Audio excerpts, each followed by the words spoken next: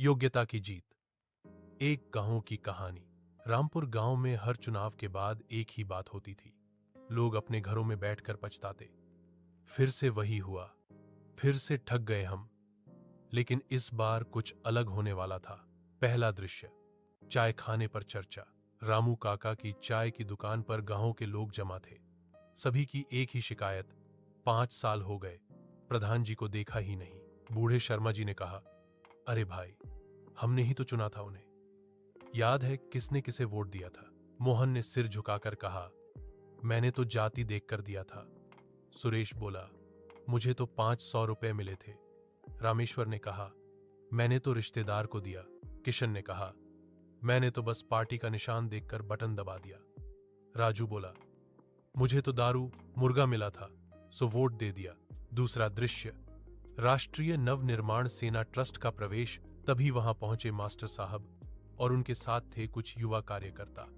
उनके हाथों में एक बैनर था, राष्ट्रीय नवनिर्माण सेना ट्रस्ट मतदाता जागरूकता अभियान। मास्टर साहब ने कहा, भाइयों, हम एक अभियान लेकर आए हैं। यह अभियान है आपके अधिकार का, आपके हक का, आपके भविष्य का। लोग उत्सुकता से सुनने लगे। तीसरा दृश्य, डॉक्टर का उदाहरण। मास्टर साहब ने पूछा, एक बात बताओ, जब तुम्हारा बच्चा बीमार होता है तो क्या करते हो? सब एक साथ बोले, डॉक्टर के पास ले जाते हैं। सब्जी वाले के पास क्यों नहीं ले जाते? सब हंस पड़े। पागल हो गए हैं क्या मास्टर साहब? तो फिर गांव की बीमारी ठीक करने के लिए जाति, दारू, मुर्गे, पैसे या रिश्तेदारी के आधार पर नेता क्यों चुनते हो? क्या डॉक्टर को पैसे नहीं देते? देते हो ना, क्योंकि वो योग्य है। क्या मोबाइल खराब होने पर मिस्त्री को पैसे नहीं देते? देते हो ना, क्योंकि वो काम जानता है। फिर नेता चुनते समय योग्यता क्यों नहीं देखते? अगर योग्य व्यक्ति के पास पैसे नहीं हैं, तो उसे पैसा देकर चुनाव लड़ाओ, क्योंकि वो तुम्हारे हक के लिए लड़ेगा। सबकी आंखें खुल गईं। चौथा दृश्य, संघर्ष की पहचान। एक युवा कार्यकर्ता ने कहा, भाइयों, हमारे अभियान का मूल मंत्र है योग्यता, संघर्ष और ईमानदारी। मास्टर साहब ने आगे कहा, देखो, हमारे ही गांव में विजय है। पिछले 10 सालों से वो सरकारी दफ्तरों के चक्कर लगाता रहा है, सड़क के लिए, पानी के लिए, स्कूल के लिए। कितनी बार अधिकारियों से लड़ा है, आंदोलन किए हैं। जब भी किसी की समस्या होती है, सबसे पहले विजय ही आगे आता है। लेकिन चुनाव में हमने उसे वोट दिया नहीं, क्योंकि उसके पास पैसा नहीं था, वो हमारी जाति का नहीं था। लोगों को याद आया, हाँ, विजय तो हर मुसीबत में सबके साथ खड़ा रहता था। पांचवां दृश्य, आत्मचिंतन और सवाल। शर्मा जी ने पूछा, लेकिन मास्टर साहब, हम क्या करें? हमें तो पता ही नहीं चलता कौन योग्य है। मास्टर साहब ने मुस्कुराते हुए कहा, यही तो हमारे अभियान का उद्देश्य है। हम आपको बताएंगे कि योग्यता कैसे पहचाने। पहला सवाल, क्या इस व्यक्ति ने पहले कभी आम लोगों के लिए संघर्ष किया है? दूसरा सवाल, क्या इसकी संघर्ष की पृष्ठभूमि है? तीसरा सवाल, क्या यह अधिकारियों से जनता के हक के लिए लड़ा है? चौथा सवाल, क्या यह केवल चुनाव के समय दिखता है या साल भर लोगों के बीच रहता है? पांचवां सवाल, क्या यह व्यक्ति ईमानदार है? युवा राकेश ने पूछा, लेकिन मास्टर साहब, अच्छे लोगों के पास चुनाव लड़ने के पैसे कहां से आएंगे? छठा दृश्य, समाधान और जागरूकता। एक कार्यकर्ता ने समझाया, भाई साहब, यही तो हमारा अभियान सिखाता है। सरकार हर साल ग्राम प्रधान, क्षेत्र पंचायत और जिला पंचायत के लिए करोड़ों रुपए का बजट देती है। यह पैसा किसका है? यह आपका पैसा है, जो आप टैक्स में देते हैं। लेकिन यह पैसा आपके काम क्यों नहीं आता? क्योंकि आपने पहले ही सौदेबाजी कर ली। आपने 500 रुपए दारू, मुर्गा लेकर अपने करोड़ों के हक को बेच दिया। मोहन ने सिर पीट लिया, हाय, हमने क्या कर दिया? मास्टर साहब ने कहा, अब भी देर नहीं हुई। अगर योग्य व्यक्ति के पास पैसे नहीं है, तो हम मिलकर उसे खड़ा करें। जैसे डॉक्टर को फीस देते हो, वैसे ही अच्छे नेता को चुनाव लड़ाने के लिए पैसा दो, क्योंकि वो जीतने के बाद आपके करोड़ों रुपए बचाएगा और आपके काम में लगाएगा। सातवां दृश्य, राष्ट्रीय नवनिर्माण सेना ट्रस्ट का संदेश। मास्टर साहब ने बैनर की ओर इशारा किया और कहा, भाइयों, राष्ट्रीय नवनिर्माण सेना ट्रस्ट पूरे देश में यह जागरूकता अभियान चला रहा है। हमारा उद्देश्य है जाति के आधार पर नहीं, योग्यता के आधार पर मतदान, पार्टी के आधार पर नहीं, संघर्ष के आधार पर मतदान, दारू मुर्गे के आधार पर नहीं, ईमानदारी के आधार पर मतदान, रिश्तेदारी के आधार पर नहीं, कार्यक्षमता के आधार पर मतदान, दोस्ती के आधार पर नहीं, जनसेवा के आधार पर मतदान। एक कार्यकर्ता ने जोर से कहा, याद रखिए, ईमानदार जनता ही ईमानदार नेता पैदा करती है। 8वां दृश्य, आत्मदोष और प्रतिज्ञा। शर्मा जी ने कहा, सच है मास्टर साहब, हम नेताओं को दोष देते हैं, लेकिन दोष तो हमारा है, हमने ही उन्हें गलत आधार पर चुना। मास्टर साहब ने कहा, बिल्कुल सही। किसी भी नेता को दोष देने से पहले अपने आप को दोष दीजिए। नेता का कोई दोष नहीं, उसने वही किया जिस आधार पर आपने उसे चुना। अगर आपने दारू मुर्गे के बदले वोट दिया तो वो भ्रष्टाचार करेगा ही।